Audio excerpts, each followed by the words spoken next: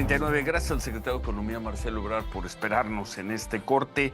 Marcelo, sabemos que avanza en el Congreso de Estados Unidos una iniciativa para gravar, al parecer con 5%, las remesas que se envíen a México. Ayer la presidenta Sheinbaum dijo que van a hablar con congresistas de Estados Unidos para explicarles el error que esto significaría. Y en caso de que esto no sea posible y terminen aprobando ese impuesto a las remesas, pues habría movilizaciones y demás. Me quedo en la primera parte. ¿Qué margen real tiene el gobierno mexicano para operar en una decisión que, pues, es una decisión de ellos? Puede ser un tiro al pie, puede ser un error, puede ser muy injusta, pero es una decisión de ellos aplicar un impuesto o no, Marcelo. ¿Qué Sí, margen de maniobra ves para el gobierno mexicano? bueno, yo te diría, en primer lugar, es una medida profundamente injusta porque gravas a los más pobres. Eh, es lo primero que habría que decir. O sea, no necesariamente todo el mundo está de acuerdo con eso, porque ¿qué es el concepto que estás grabando? El, el que un extranjero mande dinero a su país de origen, ¿no? Un extranjero que está trabajando. Entonces, es el primer tema. El segundo tema que hay que tener en cuenta es que esto afecta a muchos países. En primer lugar, el más grande es India, país que pues está en un proceso también de negociación con Estados Unidos y de acercamiento a Estados Unidos. México y muchos países de América Latina, en fin, es una lista importante. Y ahí el razonamiento va a ser pues la doctrina de la reciprocidad, ¿no? ¿Quién promueve la doctrina de la reciprocidad? Pues Estados Unidos. De hecho, se llaman tarifas o aranceles, traducción mexicana, en materia de comercio recíprocas, sobre la base Sí, sí. de que si tú impones algo, yo te impongo lo mismo. Entonces, evidentemente, esto va a provocar un diálogo y una estrategia común con muchos países para tratar de impedir que eso suceda y si sucede, pues entonces aplicar otras medidas correspondientes. Bueno, ese sería la segunda dimensión que yo pondría sobre la mesa. El tercero va a ser, van a provocar lo que finalmente el resultado que va a llevar esto es que haya una reducción en los envíos por las vías tradicionales, porque tu incentivo será buscar cómo hacerle para no pagar ese 5%. O sea, van a informalizar ese flujo de recursos en alguna medida, quizá muy importante. Entonces, no va a ser muy efectivo si es que el objetivo es recaudatorio. Entonces, Ellos penalizas a los dicen más. que van a obtener una barbaridad de dinero con ese 5% de las remesas. Bueno, Habrás eso visto los cálculos que hacen y lo que sí, dicen. sí, pero es muy difícil de cobrar. O sea, desde el punto de vista técnico va a ser difícil de cobrar, no es tan sencillo. Entonces, es muy injusto, puede ser muy divisivo, porque lo que estás penalizando es la pobreza del migrante, su pobreza relativa. Además, va a dar lugar a muchos contenciosos, porque la persona que manda esos recursos fuera, a su país de origen, ya pagó tus impuestos. Entonces, no estás, es un impuesto claramente discriminatorio. Entonces, contradice los fundamentos del sistema legal fiscal de Estados Unidos. Entonces, va a ser muy contencioso, no creas que va a ser muy sencillo implementarlo. Entonces, todos estos argumentos hay que ponerlos sobre la mesa. Esto va a ser un ejercicio de diplomacia parlamentaria, porque evidentemente el Senado mexicano y seguramente otros cuerpos legislativos de los países que te refiero, pues van a estar muy presentes en el Congreso de los Estados Unidos argumentando con este tipo de argumentos que te acabo de referir, tratando de persuadir y de frenar esta iniciativa. Al fin del día es una decisión de ellos, como tú bien lo señalas, pero hay que hacer toda esa lucha. Y yo creo que aquí la dimensión parlamentaria va a ser decisiva y además la intervención del propio Tesoro de Estados Unidos. Vamos a ver seguramente también un diálogo entre las autoridades, del caso de México, la Secretaría de Hacienda, en el caso de otros países, los correspondientes ministerios de finanzas, con el secretario de Tesoro de Estados Unidos, porque también puede provocar medidas, como ya te comentaba yo, de reciprocidad, que son inconvenientes. Entonces, para Estados Unidos. Entonces, vamos a ver cómo termina, pero sí tienes un margen parlamentario y en última instancia con el Tesoro de Estados Unidos para tratar de impedir que esto suceda. Oye, Marcelo, La nada más primera línea es parlamentaria, no es de gobierno, es parlamentaria. Digo, Eh, supongo que con el soporte, con el apoyo, con el acompañamiento del gobierno, pero la primera línea aquí es Sí, Sí, yo diría que es parlamentaria. Totalmente. Sí. Por cierto, parece que acaba de decir algo importante en la mañanera sobre el tema, Sofía. Buen día, Ciro. Buen Buen día, Manuel. Buen día, secretario. Sí, hoy el tema de la mañanera es justamente esto. Son varios los funcionarios que están explicando en distintos puntos de vista el tema de las remesas a este impuesto. Está en estos momentos el secretario de Hacienda, Edgar Amador, diciendo que esta propuesta de impuestos a remesas viola el tratado comercial entre México y Estados Unidos por el tema de la doble tributación, que estos fondos que mandan los mexicanos en Estados Unidos hacia sus paisanos, hacia sus familiares, ya pagaron un impuesto, pagaron ISR, pagaron los impuestos en Estados Unidos, y esto sería una doble tributación, lo cual está prohibido de alguna manera en el tratado comercial. Sí. Bueno.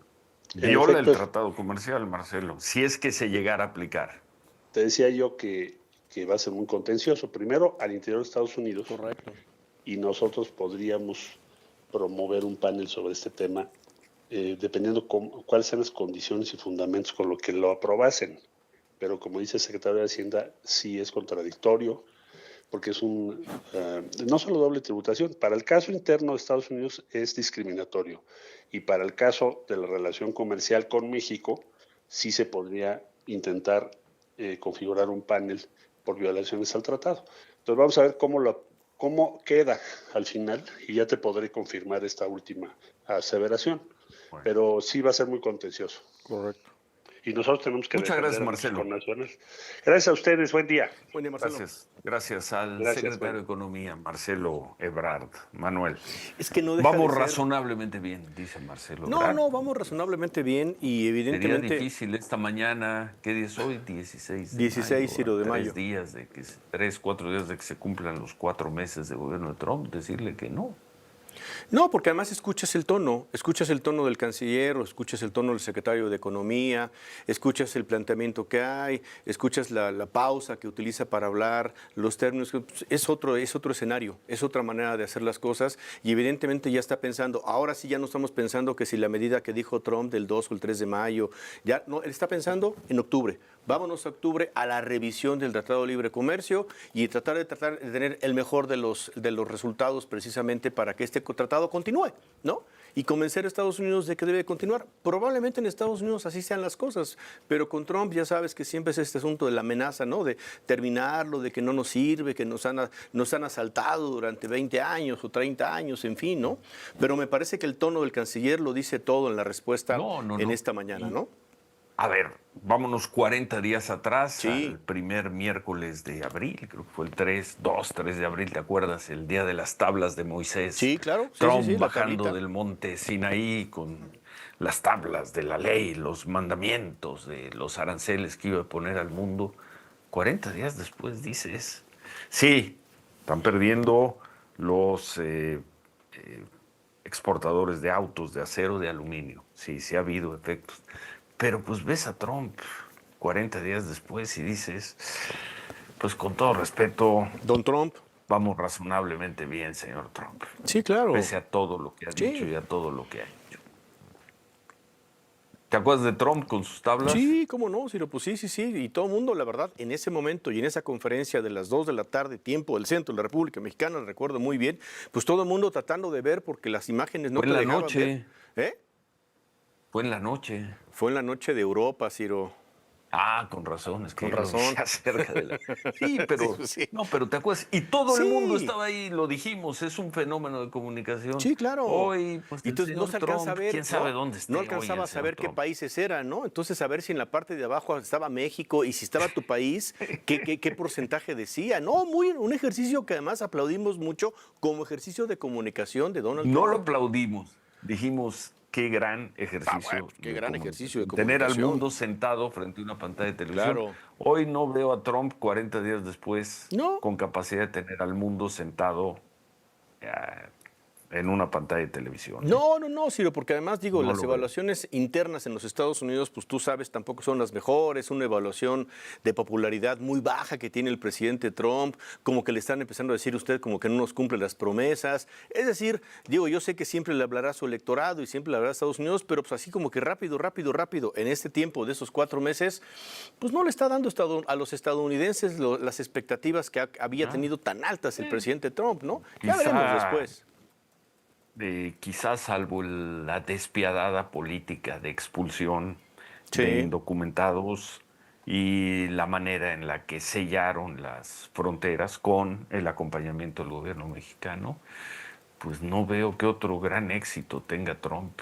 No, Ciro, es que no, ese es el punto. Falta de resultados, que es lo que presumir. yo veo en Estados Unidos que le están reclamando, ¿no? Falta de resultados, ¿no? Falta de resultados y en tanto baja, ¿no? La animosidad por su presidente por ahí del 40%, ¿no?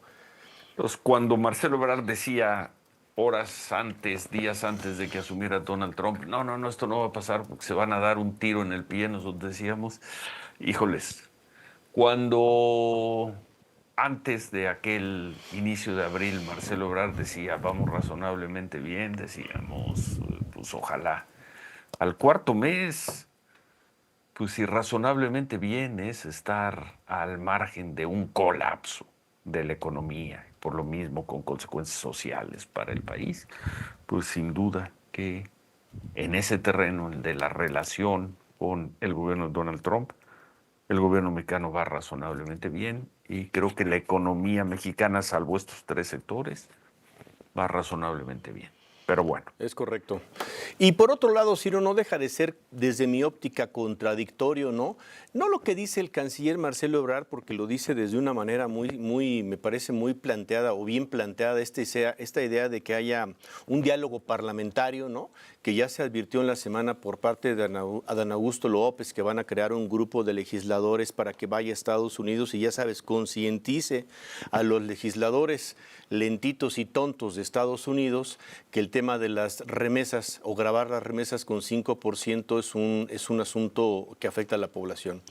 Y entonces acabamos de escuchar al secretario de Economía cuando dice, ¿y qué creen que es violatorio del TLC?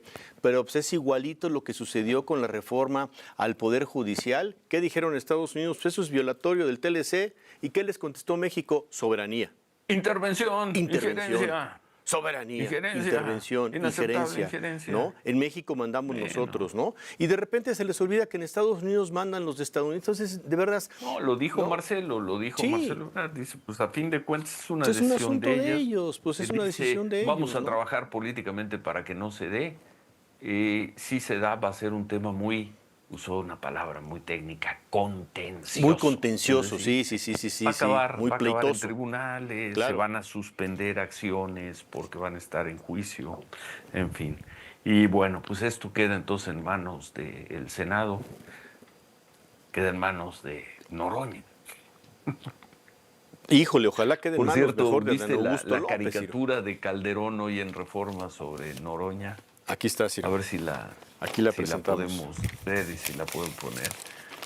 Noroña y se lleva de paso a Adán Augusto López. por lo que nos contaba ayer Sara Pablo, Sara que ocurrió hace unos días en el Senado. Pero bueno, entonces la primera línea de defensa para los mexicanos en Estados Unidos para que no les cobren impuestos por las remesas estará en manos de la compañera presidenta, el compañero presidente. No, ojalá Gerardo no. Fernández Noroña. Bueno, ya no podemos ver, ¿no? El cartón. Están en una esquina tirados ahí, como peleoneros de esquina, Fernández Noroña y Adán Augusto López, gritándole de cosas. Ahí van. Ahí está, ahí Y lo pasa está viendo, ¿no? Y con la un bastón estaca en que la les clava nuestra Lili ex Telles, ¿no? La colaboradora estaca. Lili ¡Vámonos! Telles. Es la Torre Fernández Eiffel. Noroña con su boleto de Air France en la mano mentando la madre a Lili Telles. Adán Augusto López atravesado por la Torre Eiffel diciéndole de cosas. Es la Y estaca, Lili Ciro, la Telles, estaca, el ¿no? vampiro. La buena caricatura Es de buena. Calderón hoy en Es el buena. Reforma. Bueno, ¿Qué más? ¿Vamos a pausa? Vamos a pausa, Ciro. Oye, más adelante a ver si podemos revisar este informe de la Comisión Interamericana de Derechos Humanos, ¿no? Sí, señor. Que se acaba de dar a conocer, se dio a conocer ayer. Ayer, Ciro, sí se dio a conocer allá en Washington sobre la militarización de la seguridad pública, un tema en el que ha sido, por supuesto, incisivo, observador. Lo vamos a revisar un poquito más adelante con Miriam Moreno. Y nos decía, no se les olvide, que lo comentamos, el tema de la aprobación que tiene Donald Trump en los Estados Unidos, pues sí, ronda el 40%, no ronda más, no ronda más, ¿no? No ronda más del 40%. Cuando dio su informe, el State of Union tenía 48%, ahora creo que anda en 42, 42, sí, por ahí, Sí. sí, por ahí. Vamos a Es ver. que allá ven la popularidad de otra manera, ¿eh? Sí. No creo que les preocupe mucho traer niveles altísimos con un margen de maniobra bajo. En fin, problema del señor Trump y problema de ellos. Nosotros, según nos acaba de decir el secretario de Economía, Marcelo Ebrard, al cuarto mes de gobierno de Donald Trump, México va razonablemente bien.